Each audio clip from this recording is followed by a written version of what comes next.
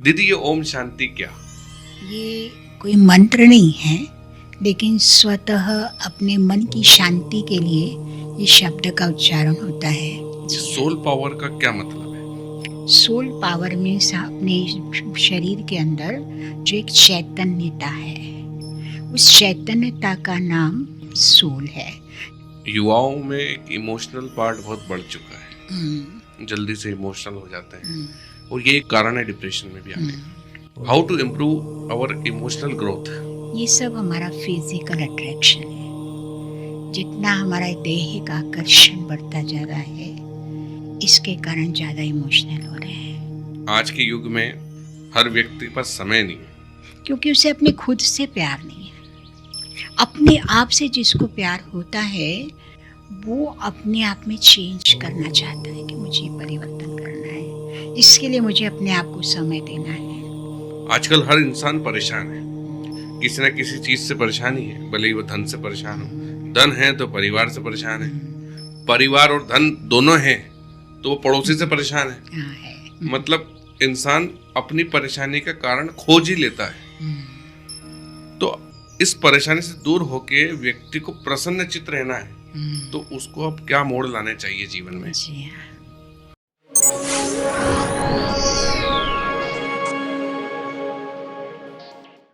Welcome to the podcast show, podcast with HS. मैं हेमंत शर्मा आप सभी दर्शकों का पुनः हार्दिक स्वागत अभिनंदन करता हूं।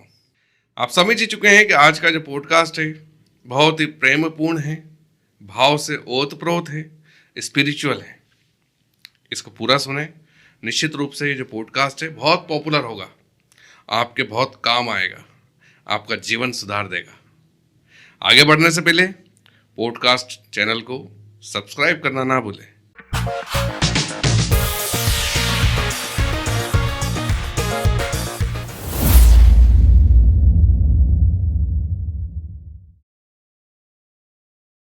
दीदी आज आप हमारे चैनल में पधारे हैं और आपने अपना अमूल्य समय निकालकर आपने हमारे लिए कुछ क्षण निकाले हैं। मैं आपका इस podcast show podcast with HS में हार्दिक स्वागत अभिनंदन करता हूँ। स्वागत है। ओम शांति। ओम शांति। दीदी ये ओम शांति क्या? हाँ भैया, ये ओम शांति जो है, ये कोई मंत्र नहीं है, लेकिन स्वतः अपने मन की शांति के लिए ये शब्द का उच्चारण होता है। जैसे कि ओम शब्द हम कहते हैं, तो ओम शब्द भी अपने आप में 3 शब्दों से बना हुआ है। अ, उ और म, 3 शब्दों से ओम बनता है। तो इसका यही मीनिंग है कि अ मीन्स आचरण, उ मीन्स उच्चारण और म मीन्स मनन। हमारे आचरण में, उच्चारण में, मनन में शांति हो, इसलिए हम ओम शांति शब्द कहते हैं। दीदी ओम शांति। ओम शांति। मैंने सुना है परमात्मा से आत्मा का कुछ जुड़ाव है। इस जुड़ाव को देखने के लिए, इस जुड़ाव को समझने के लिए जी हाँ। लोग ब्रह्मा कुमारी आश्रम की शरण में आते हैं। जी हाँ। इसमें आप क्या कहना चाहेंगे? जी, हमारे यहाँ ये राजयोग सिखाया जाता है। और राजयोग मीन्स, योग मीन्स जोड़। जैसे अपन ने बचपन में पढ़ा 2 और 2 का योग 4, या योग मीन्स मिलन। कहते हैं आज योगा योग हमारा मिलन हुआ, तो योग माना मिलना, योग मीन्स जोड़ना। तो क्या जोड़ना है? जोड़ने के लिए ज़रूर 2 चीज़ चाहिए होती है। तो आत्मा का परमात्मा से मिलन करना, आत्मा का परमात्मा से कनेक्शन जोड़ना, इसे हम राजयोग कहते हैं। और इस राजयोग में 2 ही स्टेप हम समझाते हैं कि सबसे पहले अपने आप को समझें कि मैं कौन हूँ। है बड़ा छोटा सा शब्द कि आप कौन हैं, लेकिन ये छोटा नहीं है, इसका उत्तर बहुत बड़ा है। मैं माना क्या? जैसे आज सुबह से लेकर रात तक हम इस मैं शब्द का प्रयोग कितनी बार कर लेते हैं, मैं और मेरा। अब हम देखते हैं मेरा मेरा तो मुझे सब दिखाई दे रहा है, लेकिन मैं कौन हूँ ये नहीं दिखाई देता है। अब मैं कहूँ ये जो बैठी हूँ यही मैं हूँ, लेकिन इस शरीर के लिए भी हम मैं शब्द का प्रयोग नहीं करते हैं। अगर किसी से पूछा जाए कि आपका हाथ, ये हाथ किसका है, तो आप क्या जवाब देंगे? स्वाभाविक बात मेरा है। मेरा, है ना? मेरा हाथ, मेरा पैर, इवन इतना तक कि हम पूछे आपका नाम क्या है, तो आप कहेंगे मेरा नाम। यहाँ भी मेरा शब्द यूज हुआ। फिर प्रश्न उठता, मैं कौन हूँ? मेरा तो है, मैं कौन हूँ? तो मैं करने वाली एक चैतन्य शक्ति आत्मा है, जिसको हम रूह भी कहते हैं, सोल कहते हैं या एक पॉजिटिव एनर्जी कहते हैं, प्राण कहते हैं। तो ये जो आत्मा है, इस आत्मा को शांति मिलने के लिए संसार में कोई प्रकार का साधन नहीं है। ये संसार में जो हम आँखों से देख रहे हैं, ये सब भौतिक साधन है। और ये भौतिक साधन शरीर को सुख दे सकते हैं, शांति दे सकते हैं, लेकिन हमें चाहिए आत्मा को शांति, या कहें मन को शांति। तो आत्मा को शांति के लिए परमात्मा से जुड़ना बहुत ज़रूरी है। वो एक स्रोत है, सोर्स है। जैसे आज सूर्य का स्रोत, जो आग धूप, सूर्य का स्रोत है हमारी गर्मी का। पानी का स्रोत जो है वो सागर है। आप आग कितनी भी नीचे जला दीजिए, वो ऊपर की ओर उठेगी, क्योंकि आग का स्रोत सूर्य है। पानी कितना भी ऊंचाई से डाल दिया जाए, लेकिन वो नीचे की ओर ही बहेगा, क्योंकि सागर उसका स्रोत है। ऐसे ही आत्मा को शांति का जो सोर्स है वो परमात्मा ही है। तो इस रीति से हम परमात्मा का सत्य परिचय सुनाकर आत्मा का स्पष्टीकरण देकर उसको रियलाइज़ कराते हैं। और यही हमारी सच्ची मन की शांति की एक साधना है, जो हमें अपने आप साधना के लिए, हमें कई लोग साधना शब्द सुनते से ही समझते हैं कहीं शायद कुछ छोड़ना पड़ेगा, जंगल में जाना पड़ेगा, या हमें इस प्रकार से वस्त्र पहनना पड़ेंगे, या कोई बाह्य आडंबर करना होगा। नहीं, हमें घर गृहस्थी में रहते हुए हमें अपने आप को साधना है। मीन्स अपने मन को साधना है, मन को एकाग्र करना है। यही राजयोग है। तो हम लोग इस बात का अनुभव कराते हैं और नॉलेज देते हैं। मेडिटेशन और राजयोग सेम है? सेम है, लेकिन मेडिटेशन जो हमारे यहाँ है वो थॉट्स पॉजिटिव के लिए है। पॉजिटिव थॉट्स कैसे करें? मेडिटेशन मीन्स ऐसा नहीं कि आपको सिर्फ खाली होकर बैठ जाना है, कुछ भी नहीं सोचना है। और मन एक ऐसी चीज़ है कि वो खाली नहीं रहता है, या तो अच्छी बात सोचेगा या बुरी बातें सोचेगा। तो इसीलिए मेडिटेशन, राजयोग में हम लोग क्या मुझे चिंतन करना है बैठकर, पॉजिटिव क्या सोचना है, ये है मेडिटेशन, राजयोग। दीदी, अभी आपने एक सोल नाम लिया था, सोल पावर जो होता है, सोल पावर का क्या मतलब है? सोल पावर में अपने शरीर के अंदर जो एक चैतन्यता है, उस चैतन्यता का नाम सोल है। जैसी हमारी वो चैतन्य शक्ति निकल जाती है, इसी बॉडी को मैं आज बॉडी कह रही हूँ, लेकिन जैसे वो चैतन्य शक्ति निकल जाती तो मेरी डेड बॉडी हो जाती है। अभी मुझे कोई डेड बॉडी नहीं कहेगा, क्योंकि वो मेरे सोल पावर है, मेरी चैतन्य शक्ति मेरे अंदर है। और उसी चैतन्य शक्ति से ही मनुष्य को प्यार है। लेकिन हमें उसे नहीं जानते हैं, इसलिए हम फिजिकल लव करने लगते हैं, शरीर से ही प्यार करते हैं, ये मेरा है, ये मेरा है, ये मेरा है। आज देखो कोई अपना संबंधी बीमार पड़ता है, हम उसको हजारों लाखों रुपया खर्च कर देते हैं ठीक होने के लिए, लेकिन अगर थोड़ी देर बाद डॉक्टर कह देता है इसकी डेथ हो गई, तो हम क्या कहते हैं? गया। क्या गया? वो बॉडी मेरे सामने है, वही व्यक्ति वही सामने है जिसको मैं थोड़ी देर पहले कह रही थी मेरा भाई है, पिता है, पति है, पत्नी है, फलाना है, ये है, ये, और हम उसको अब कह रहे हैं डेड बॉडी। उसको देखते हुए भी हम कहते गया। क्या गया? वो तो मेरे सामने है। तो जो गया वो है चैतन्य शक्ति, सोल पावर। अभी हम देख रहे हैं कि बच्चे और इवन जवान भी जी हाँ, डिप्रेशन के शिकार हो रहे हैं। जी हाँ, ऐसा क्यों? जी हाँ, बिल्कुल सही बात है। डिप्रेशन कोई एक बीमारी नहीं है, लेकिन हम किसी भी नेगेटिविटी की बहुत गहराई में चले जाते हैं, अपनी सोच को नेगेटिव कर लेते हैं, यही एक डिप्रेशन है। इसी को ही टेंशन कहते हैं। और ये हमारे यहाँ बहुत ईजी है इसको दूर करना। टेंशन दूर करने के लिए, शॉर्ट में भी बताऊंगी मैं, टेंशन दूर करने के लिए अपने आप पर सिर्फ अटेंशन दें कि मुझे क्या सोचना है और क्या नहीं सोचना है। जो हम सोच रहे हैं इससे मेरे को क्या बेनिफिट हो रहा है, इससे क्या मेरे कार्य हो रहे हैं, नहीं हो रहे हैं, तो मुझे पॉजिटिव वे में सोचना है। तो अपने आप पर हम जितना अटेंशन देंगे उतना हम टेंशन से दूर हो सकते हैं। डिप्रेशन हम कब होता है, कोई भी बात की गहराई में चले जाते हैं और उस गहराई में जाने से वही बातें हमारे मन में आती है।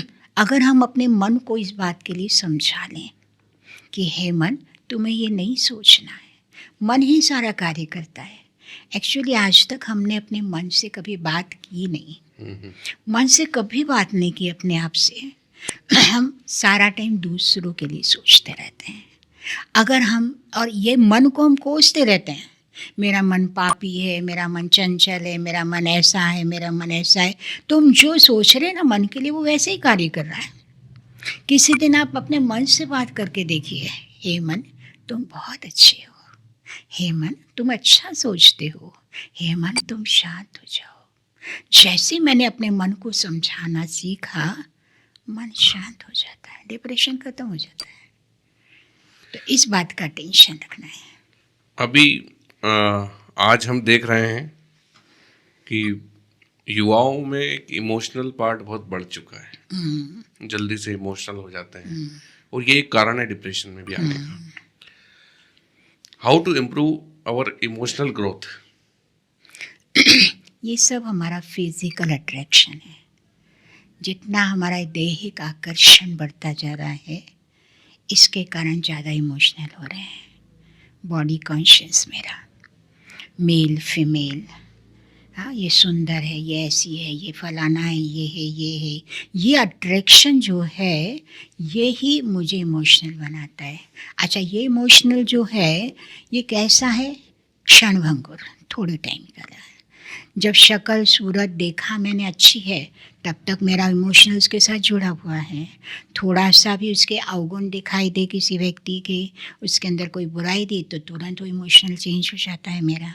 तो ये बॉडी कॉन्शियस वाला इमोशनल है। इसीलिए ये लगाव बढ़ता जा रहा है दुनिया में, एक दूसरे के प्रति अफेयर होता जा रहा है और वो तुरंत ख़त्म भी होता जा रहा है ना। पहले के ज़माने में कोई भी बात होती थी तो कहते थे अगर तुमने इसके साथ फेरे डाले हैं, तुमको इसको 7 जन्म साथ में रहना है। अब वो सब कुछ ख़त्म हो गया, आज है कल नहीं है। तो ये देह अभिमान जिसको हमारे यहाँ शब्द यूज़ करते हैं, बॉडी कॉन्शियस के कारण ये सब कुछ हो रहा है। अभी आपने 2 शब्द इस्तेमाल किए थे, एक तो attraction, physical attraction, mental attraction बोल सकते हैं, हार्ट अट्रैक्शन बोल सकते हैं, कुछ भी हो सकता है। आज के युग में प्रेम और लगाव, लव और अट्रैक्शन, इसमें क्या अंतर है? प्रेम और लगाव, लगाव को हम मोह शब्द भी कह सकते हैं। तो प्रेम और लगाव में बहुत अंतर है, जिसको कहा जाएगा कि प्रेम फूल है और मोह शूल है।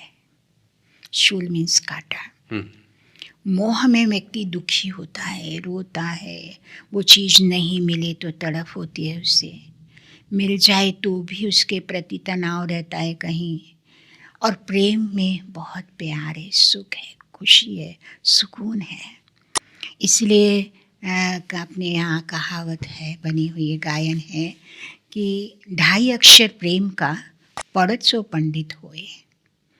अब प्रेम, स्नेह या प्यार, इसमें 2.5 अक्षर आते हैं। मोह में 2 अक्षर हैं। मीन्स मोह के कारण व्यक्ति बहुत परेशान हो जाता है। तो हमें प्यार करना है। प्यार हमारा जिससे होता है हम उसके प्रति सदा ही शुभ चिंतक रहते हैं, शुभ भावना रहती है उसके प्रति। और मोह में कभी दुख भी होगा, कभी सुख भी होगा, कभी हम उसको मान देंगे, कहीं अपमान भी होगा, कभी उसके प्रति अच्छा सोचेंगे, कभी बुरा भी सोचेंगे। प्यार में ये चीज़ नहीं होती है। प्यार हमेशा एक रस रहता है, प्यार सबसे होता है और मोह किसी किसी से ही होता है। सबसे मोह नहीं रहेगा, प्यार। तो हमें भगवान ने जो प्यार सिखाया है, सबसे करो, अपना पराया कुछ नहीं, सब मेरे हैं, सब मेरे हैं। तो जब हम ऐसी प्यार की भावना रखते हैं ना, तो हमें किसी में भी नेगेटिविटी नहीं दिखाई देती, कभी किसी के अंदर बुराई नहीं दिखती है, कभी किसी एक व्यक्ति के प्रति अट्रैक्शन नहीं होता है, सब तो मेरे हैं ना। इसीलिए ऐसा समझने से हम अपने आप को कई तनाव से दूर रख सकते हैं, और जिससे मोह होगा उसके प्रति टेंशन भी रहता है। तो ये है प्यार और लगाव में अंतर। आज जो युग चल रहा है, आज के युग में हर व्यक्ति के पास समय नहीं है। हाँ, समय नहीं है या वो समय निकालना नहीं चाह रहा है, क्या बताएंगे आप? समय तो बहुत कुछ है। पहले का समय और आज के समय में बहुत साधन आ चुके हैं। पहले हाथ से मनुष्य पीसता था, अभी मिक्सर आ गया है, हर चीज़ के लिए उसके पास समय बच गया है ना। और समय है, लेकिन वो समय निकाल भी सकता है, पर उसे ये नहीं मालूम मैं किसके लिए निकालूं, क्योंकि उसे अपने खुद से प्यार नहीं है। अपने आप से जिसको प्यार होता है, वो अपने आप में चेंज करना चाहता है कि मुझे परिवर्तन करना है, इसके लिए मुझे अपने आप को समय देना है। आज हम देखते हैं कि जिससे भी ये बात करो कि आप थोड़ा सा शांति में बैठने का मेडिटेशन सीखिए, राजयोग सीखिए, तो उनके पास यही एक बात होती, समय नहीं है। आज हम देखते हैं समय नहीं है, समय नहीं है। आज समय आप किस में देखते हैं? मोबाइल में या घड़ी में, है ना। और ये घड़ी किसने बनाई? मनुष्यों ने बनाई हुई है। आज मनुष्यों की बनाई हुई चीज़ में हम इतने गुलाम बन चुके हैं कि तुरंत हम कहते हैं टाइम नहीं है। और आज के युग में श्वास पर विश्वास नहीं है। अपने जीवन की कौन सी घड़ी अंतिम हो सकती है, इस पर हमें भरोसा नहीं है। उस अंतिम घड़ी पर हमें विश्वास नहीं है, और ये जो टाइमिंग देखते हैं इस पर हमें इतना विश्वास है। अगर व्यक्ति ये सोच ले कि कोई सी भी घड़ी मेरी अंतिम हो सकती है, तो मुझे अपने लिए समय निकालना है। अपने लिए समय निकालना मीन्स अपने मन की शांति के लिए मुझे पॉजिटिव सोचने के लिए समय निकालना है। मुझे हर एक के प्रति शुभ भावना रखनी है, सबके लिए अच्छा सोचना है। पर उसके लिए ये भी टाइम नहीं है, वो सारा टाइम औरों के लिए सोचता रहता है। तो हमें समय मिल रहा है, पर हम उस समय का सदुपयोग नहीं कर पा रहे हैं। इसीलिए लोग कहते हैं हमारे पास टाइम नहीं है। टाइम है, सबके पास है। और कुछ नहीं तो हम जब पानी पीते हैं, वो क्षण मेरे लिए है। मैं उस पानी को भी पॉजिटिव चिंतन में पीऊँ। अगर मैं खाना खा रही, मेरे पास टाइम है, मैं कुछ क्षण अपने लिए सोच सकती हूँ। तो समय के तो सारे के पास होता है, पर समय का सदुपयोग दुरुपयोग करना व्यक्ति के हाथ में है। आजकल हर इंसान परेशान है, किसी न किसी चीज से परेशानी है, भले ही वो धन से परेशान हो। धन है तो परिवार से परेशान है, परिवार और धन दोनों हैं तो वो पड़ोसी से परेशान है। हाँ है। मतलब इंसान अपनी परेशानी का कारण खोज ही लेता है। तो इस परेशानी से दूर होके व्यक्ति को प्रसन्नचित्त रहना है, तो उसको अब क्या मोड़ लाने चाहिए जीवन में? जी हाँ, आज देखा जाए तो व्यक्ति हर एक परेशान है। कोई अपने कारण परेशान है, कोई दूसरों के कारण परेशान है, कई लोग तो ऐसे देखा बिना कारण परेशान है। हाँ, एक व्यक्ति से हमने पूछा आपके पास सब कुछ तो है, आप क्यों परेशान हो रहे हैं, क्यों टेंशन में आप? बोले मेरे पास कोई टेंशन नहीं, इसलिए मेरी टेंशन है। एक धनाढ्य व्यक्ति था, उससे कहा कि आपके पास सब कुछ है, आप क्यों दुखी हो रहे हैं? बोले मेरा पड़ोस वाला बहुत सुखी है, इसलिए मैं दुखी हूँ। तो आज देखा जाए तो हर एक व्यक्ति किसी न किसी बात को लेके चिंतित है। कोई तन से दुखी है, कोई मन से दुखी है, कोई धन से दुखी है, कोई संबंधों से दुखी है। तो दुख की दुनिया है, इस कलयुग को कहते हैं दुख की दुनिया। आज दुख बिक रहा है। आज किसी से आप किसी के पास आप अपनी प्रॉब्लम लेके जाइए कि देखो मेरे को बहुत टेंशन है, मेरे पास ये प्रॉब्लम है, तो वो आपका समाधान नहीं करता है। वो कहता अरे तुम्हारे पास तो कम है, मेरे पास तो और अधिक है। तो ये समस्याओं का युग है। कलयुग इसीलिए कहा गया इसको। कलयुग माना ही कलह कलेश का युग, कलयुग माना ही काल का युग, अकाले मृत्यु।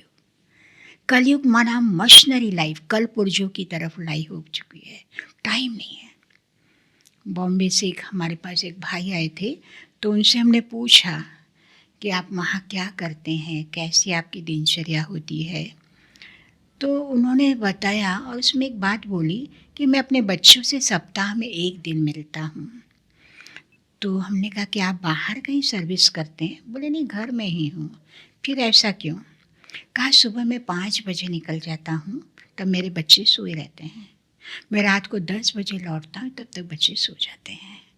कब मिलूँ? सिर्फ संडे के दिन होता है हमारे को मिलना उनसे। तो आज कितनी फास्ट लाइफ हो चुकी है। और ये देखने में आ रहा है कि मनुष्य शरीर की भागदौड़ से ज़्यादा अपनी मन की भागदौड़ से थक रहा है। मन भाग रहा है, भाग रहा है, भाग रहा है, बिना किसी लक्ष्य के भाग रहा है। और वो भागम भाग की थकावट ज़्यादा होती है, वो तनाव पैदा करती है।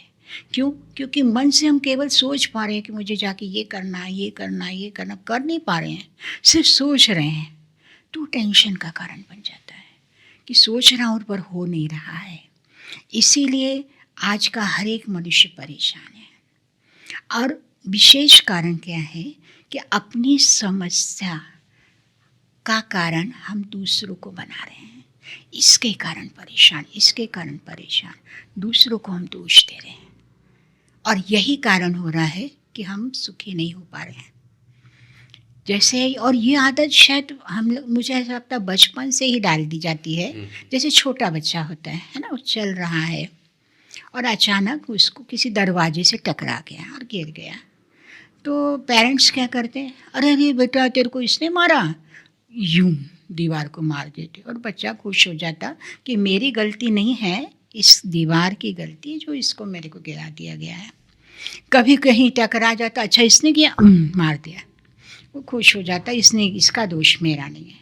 और इसी स्थिति से, इसी मानसिकता से हम बड़े होते जाते हैं, दूसरों को दोष देना शुरू कर देते हैं।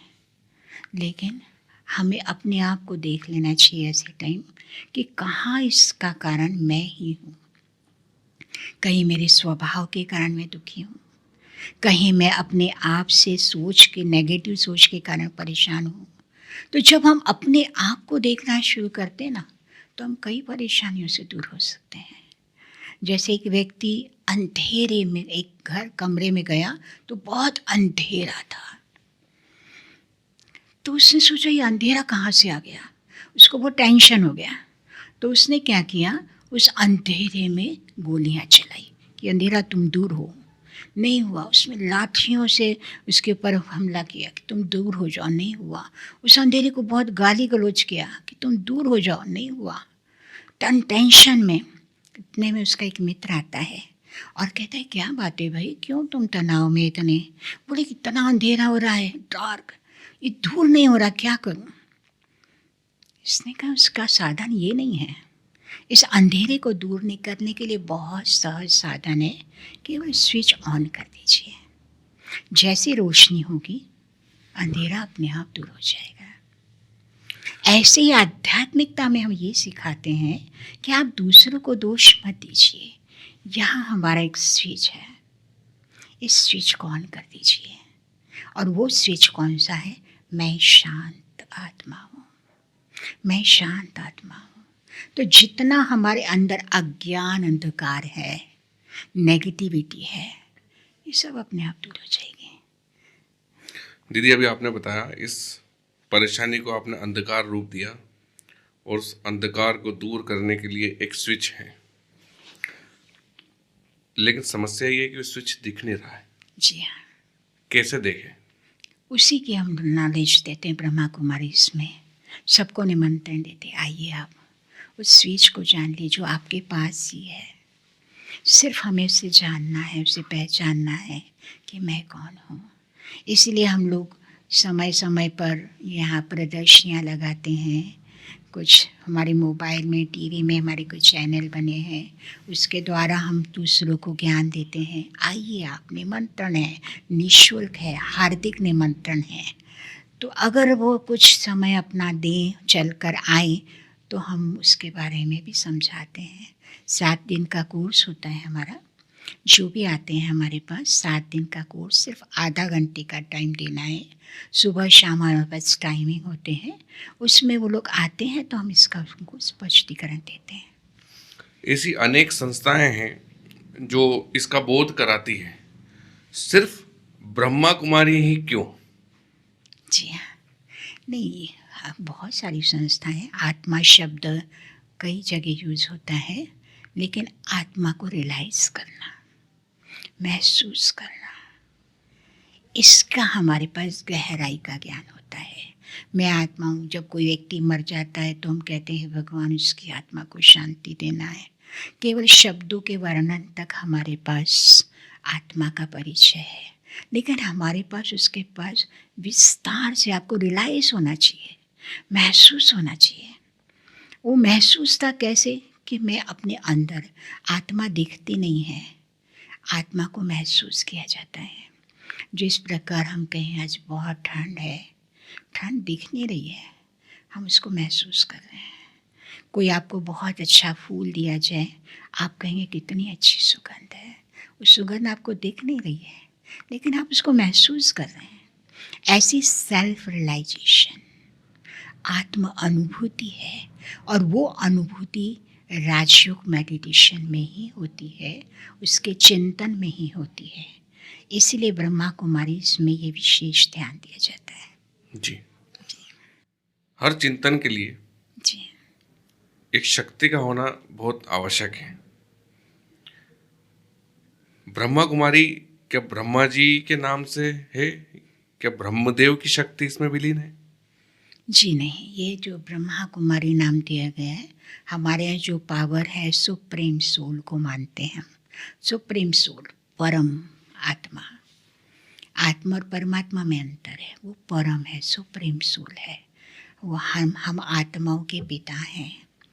हम लोगों के यहाँ ब्रह्मा कुमारी इसलिए नाम रखा गया है कि इस सृष्टि के लिए कहा जाता है कि ब्रह्मा को जब संकल्प चला और उसने सृष्टि रची, तो सारी सृष्टि का जो है रचना करने वाला ब्रह्मा है। और ब्रह्मा ने भी कैसे की, ब्रह्मा के थ्रू उस सुप्रीम सोल ने करवाया, तो प्रजापिता ब्रह्मा कहा गया है। तो ब्रह्मा में सारी सृष्टि की प्रजा का वो पिता है, वो माध्यम है केवल। और वो उस ब्रह्मा ने सृष्टि रची, और ब्रह्मा के हम बच्चे ब्रह्मा कुमार, ब्रह्मा कुमारी। विशेष ब्रह्मा कुमारी नाम इसलिए रखा गया है क्योंकि जब परमात्मा ने ब्रह्मा के द्वारा ये कार्य प्रारंभ किया, तो सबसे पहले उन्होंने नारी को आगे रखा।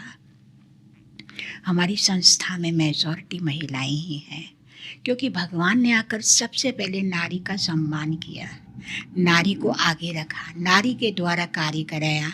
नारी ही इस सृष्टि को स्वर्ग बना सकती है, नारी ही सबका उद्धार कर सकती है।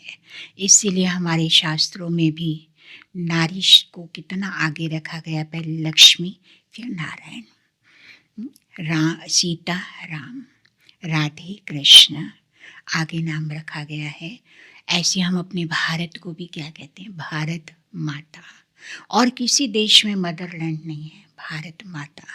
हम अपनी भाषा के लिए भी कहते हैं मातृभाषा, मातृ प्रेम।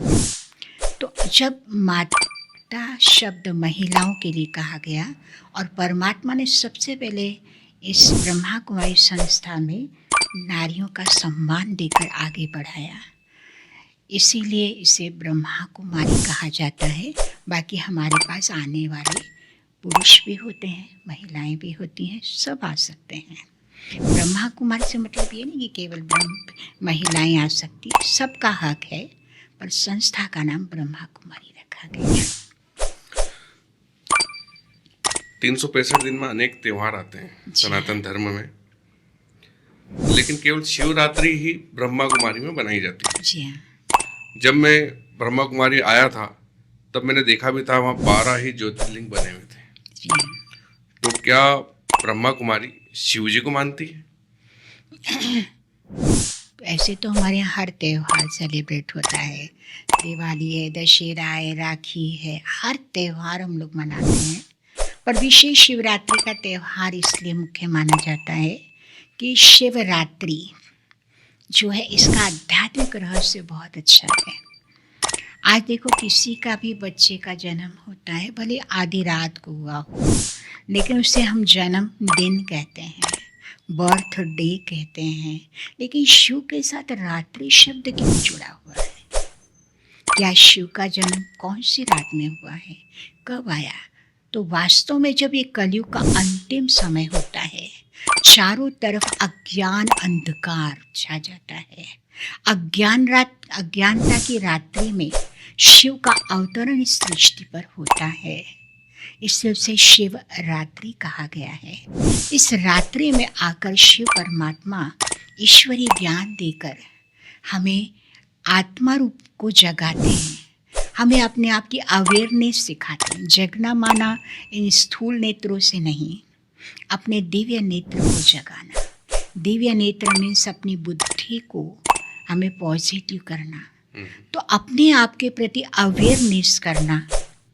तो शिव परमात्मा जब शिव का अवतरण होता है, इसलिए शिव रात्रि शब्द कहा गया है। और शिव को ही मानने वाली बात नहीं है, लेकिन सारी सृष्टि का रचयिता ही वो है, सारे संसार को रचने वाला वही परमात्मा पिता शिव है। इसीलिए हम लोग विशेष शिवरात्रि पर इसका ज़्यादा त्यौहार का उत्सव बहुत उमंग उत्साह से मनाते। बाकी ब्रह्मा कुमारी में हर त्यौहार मनाया जाता है। जी, एक थोड़ा मिथक बोल सकते हैं या कंट्रोवर्शियल क्वेश्चन बोल सकते हैं, ब्रह्मा कुमारी में जो भी दीदियाँ रहती हैं, क्या वे सांसारिक जीवन को त्यागती हैं? जी हाँ, हम लोगों का त्याग माना क्या है कि स्थूल चीज़ों का त्याग नहीं है, लेकिन जो मनोविकार है इसका हम संन्यास करते हैं। जैसे आज हम बैठे हैं यहाँ कुर्सी पे बैठे हैं, आराम से माइक पे बात कर रहे हैं, इसके संन्यास से हमें कोई भी में वो नहीं होगा कि हम किसका संन्यास करते हैं। लेकिन अगर मेरे अंदर क्रोध है, लोभ है, अहंकार है, अभिमान है, या कोई क्रिमिनल है, इसका संन्यास करना बहुत ज़रूरी है। हम लोग बुराइयों का, विकारों का संन्यास करते हैं, और जब हम इसमें समर्पित होते हैं तो हमारा लक्ष्य यही होता है कि हमें जन कल्याण करना है, विश्व का कल्याण करना है। इसलिए हम लोग ये सफ़ेद वस्त्र भी पहनते हैं। हमें घर गृहस्थी दुनियादारियों का संन्यास होता है, क्योंकि अगर हम इनमें ही लगे रहेंगे तो हम ये कार्य नहीं कर सकते हैं। इसलिए मेजॉरिटी हम लोग बैचलर होती हैं ब्रह्मा कुमारी, और इसमें जब समर्पित करते हैं तो दुनिया की रंग बिरंगी दुनिया का संन्यास करते हैं। लेकिन लक्ष्य हमारा होता है कि हम विकारों का संन्यास करते हैं।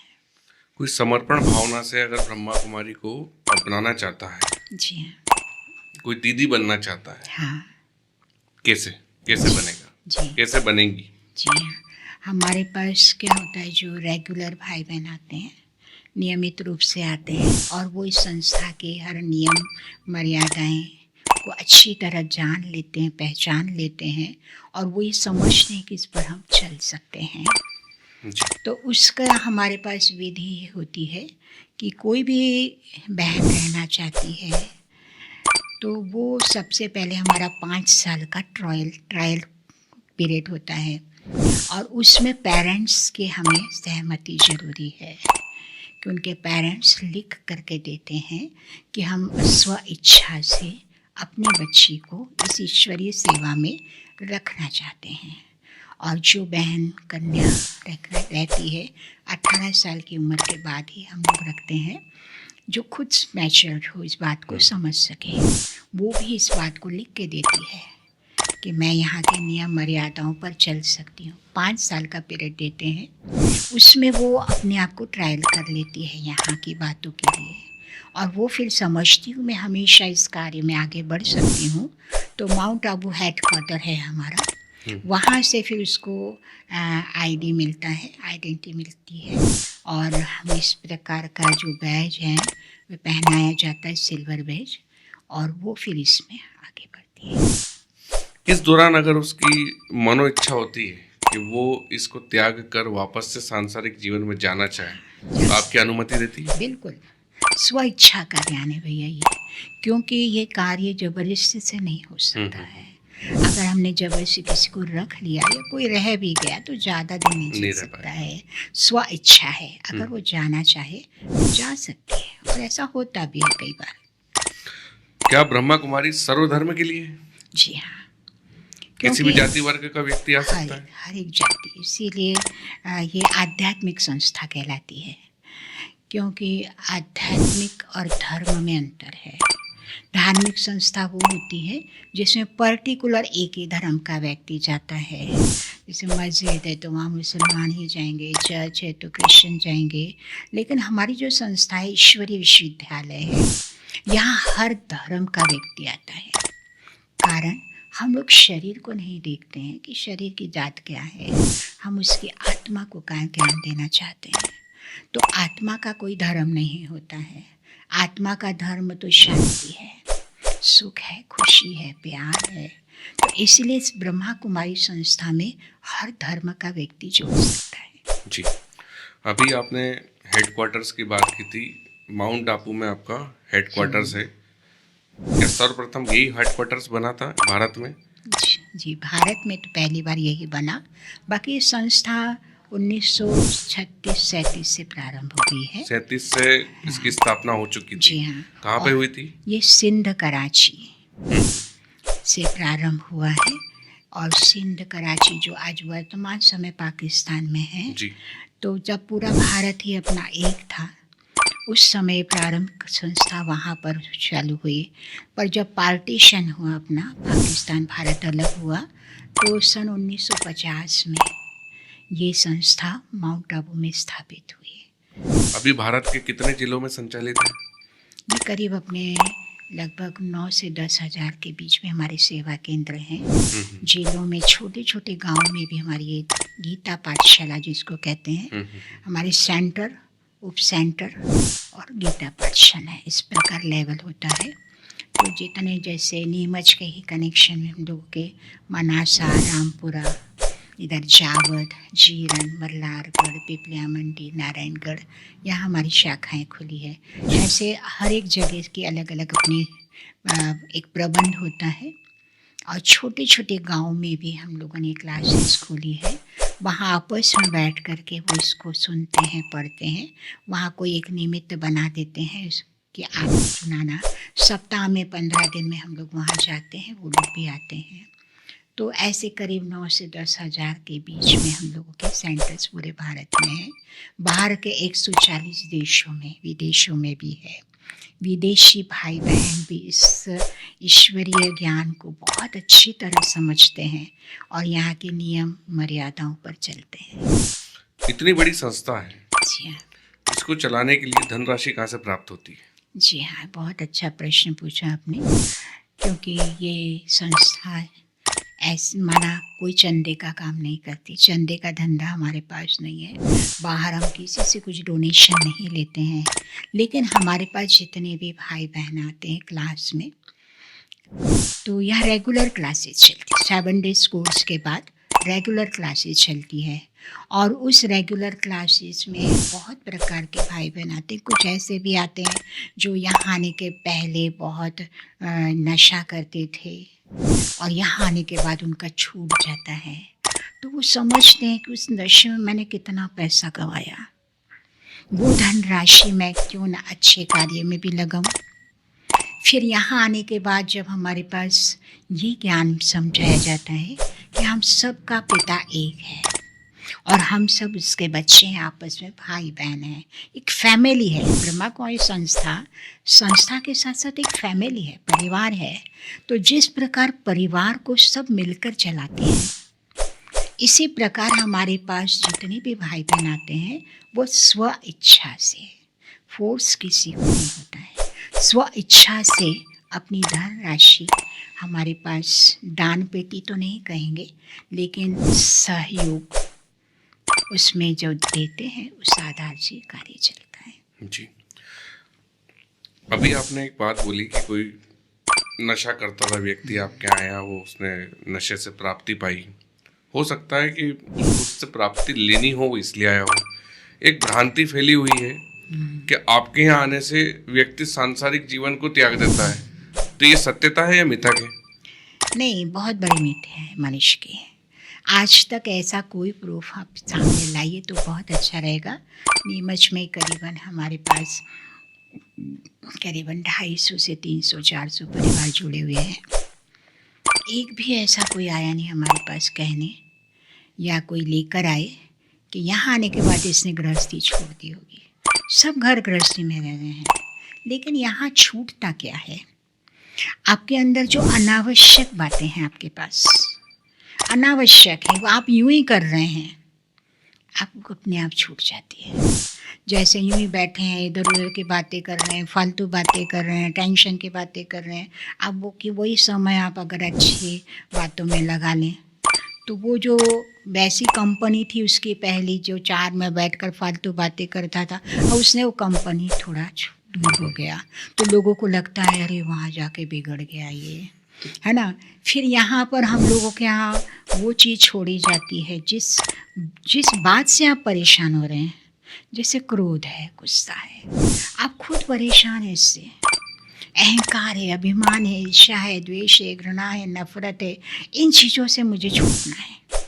अब क्या होता है कि जब मनुष्य इन चीज़ों से छूट कर अपने अंदर अच्छी वैल्यूज़ को धारण करता है तो लोगों से थोड़ा वो अपने आप को अलग रखता है, लोग उसको अलग समझने लगते। अरे वहाँ जहाँ गया ना, जब से तो इसकी बातें अलग हो गई, वहाँ गया जब से हमारे साथ बैठ के नशा नहीं कर रहा है, वहाँ गया जब से हमारी इस कंपनी में नहीं रह पाता है, तो लोगों को ये लगता है कि वहाँ जाने से सब छूट जाता है।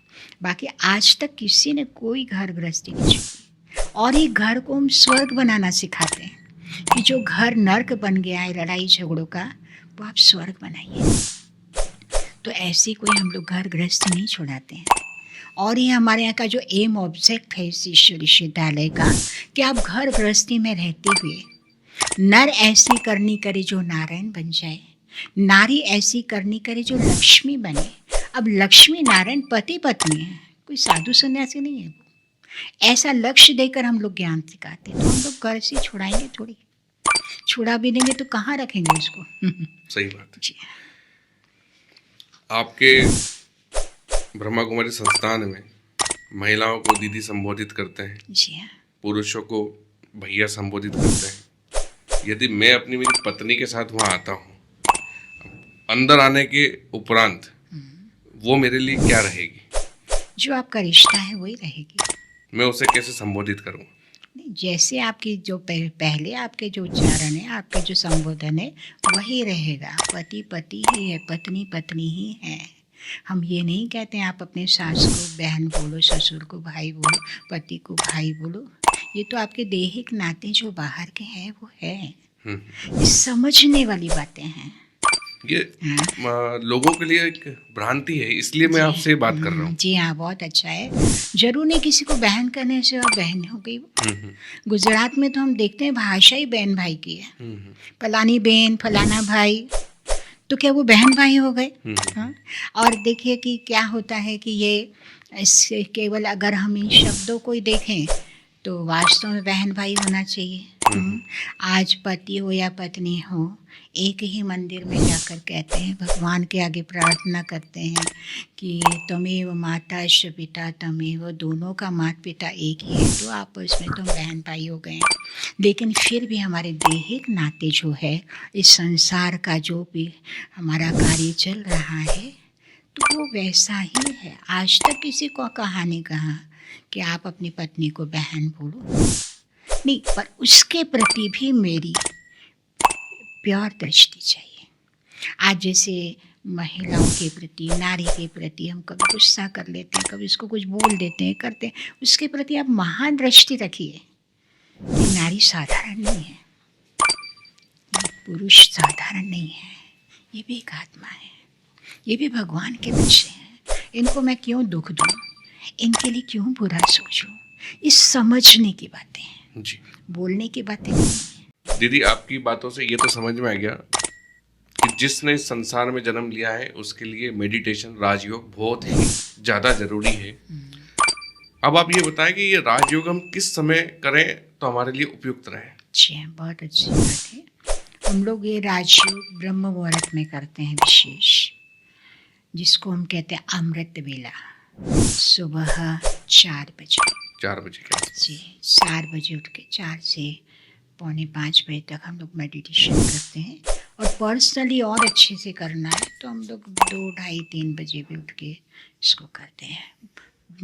2 बजे के बाद ब्रह्म मुहूर्त का समय शुरू हो जाता है, लेकिन जनरली हमारे पूरे विश्वविद्यालय में 4 बजे का टाइम रखा गया है, जो उस समय उठ कर के जब हमारी बुद्धि एकाग्र होती है, मन शांत होता है, कोई कारोबार नहीं होते हैं व्यक्ति को, सिर्फ एक नींद का बहाना होता है कि हम उठ नहीं पाते हैं या इस प्रकार से।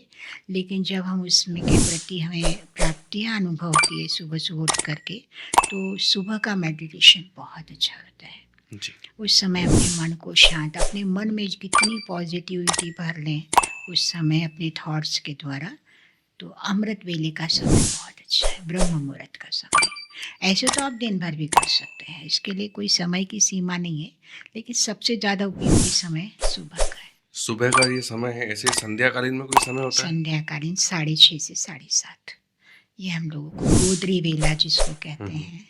ये समय भी वही फल देता है जो ब्रह्म मुहूर्त देता है? जी हाँ, 6:30 से 7:30 शाम जी को। जी। दीदी, अगर मान लीजिए लाइफ चल रही है, आजकल लाइफ ऐसे ही चलती है, पता ही नहीं होता है कल क्या करना है। क्या लाइफ में प्लानिंग होना जरूरी है? बहुत ज़रूरी है, लेकिन वो प्लानिंग हम प्रैक्टिकल भी करें, केवल सोचना नहीं है। और अगर हम सोचते, आज क्या हो रहा है, क्यों प्लानिंग बन रही और फेल हो रही है अपनी लाइफ के लिए, सोचते हैं हम। भगवान कहते सोचो, पर सोच में मत डूब जाओ। सोचना ज़रूरी है, बिना सोचे तो कुछ भी नहीं हो सकता है। हर बात की प्लानिंग होना ज़रूरी है, हर समय के लिए सोचना हमें ज़रूरी है कि मुझे क्या करना चाहिए। अब जैसे कई लोग कहते हैं कि कल किसने देखा, जी है ना, तो हर व्यक्ति तो कल के लिए कर रहा है। आज अपने पेट भरा हुआ है, फिर भी घर में डिब्बे में आटा रखा हुआ है, क्यों, कल क्या खाएंगे। आज हमने एक ये ड्रेस पहनी हुई, फिर भी एक ड्रेस खरीद के रखी है, कल क्या पहनेंगे। आज का दिन बीत गया, फिर भी मैंने 4 दीवारें, छत बनाई, कल कहाँ रहेंगे। किसान आज बीज बो रहा है, कल फसल आएगी। सब कुछ तो हम कल के लिए कर रहे हैं, फिर हम ऐसा क्यों सोचते हैं कल किसने देखा। हाँ, कल शरीर का नहीं आएगा, कल आत्मा का तो आएगा, लेकिन शरीर का कल आए ना आए कह नहीं सकते। तो हमें हर वो कर्म करना है जिस कर्म का फल मुझे कल भोगना है। हम भविष्य को लेके चिंतित हैं, कई लोग भूतकाल को लेके चिंतित हैं, ऐसा हुआ था या क्या होगा। लेकिन वर्तमान अगर मेरा अच्छा है तो भविष्य अपने आप ही अच्छा होगा। इसलिए मुझे हर कार्य वो करना है जो कल की सफलता के लिए है। जी दीदी, बहुत अच्छी बातें आज आपके साथ हुई और बहुत से ऐसे महत्वपूर्ण प्रश्न के जवाब आपने दिए जो मेरे ही नहीं, जो भी इस पॉडकास्ट को सुनेगा जी हाँ, उन सभी के लिए महत्वपूर्ण है। बहुत अच्छा लगा आज आपके उत्तर को पाकर। और भी अधिक जानकारी के लिए हम सभी को निमंत्रण देते हैं, आप आइए जरूर। ब्रह्मा कुमारी संस्था में आप सबका स्वागत है जी। और निःशुल्क है, हम आपको पूरा गाइड करते रहेंगे। और हमारी बहुत शुभ भावना और बहुत अंदर की भावना है कि आप सबका जीवन बहुत सुखमय हो, आपकी घर गृहस्थी बहुत अच्छी चले, आपका कल्याण भला हो, ऐसी शुभ भावना से आपको निमंत्रण है। जी जी दीदी, जरूर आएंगे, हम भी आएंगे, हम दर्शकों से निवेदन भी करेंगे। आज की इस पॉडकास्ट को तो हम यहीं विराम देते हैं और आशा करते हैं कि भविष्य में भी हमें आपका समय चाहिए होगा तो आप देंगे। बिल्कुल, आप बिल्कुल, फिर से हमारे चैनल में पधारेंगे, क्योंकि हमारा उद्देश्य यही होता है कि आपकी जो भावनाएं हैं इस संसार को उज्जवल बनाने की, इस संसार में मानव को शांति प्रदान करने की, सुख समृद्धि प्रदान करने की, वो वास्तविक रूप में उन तक पहुँचे। जी हाँ, हम माध्यम बने।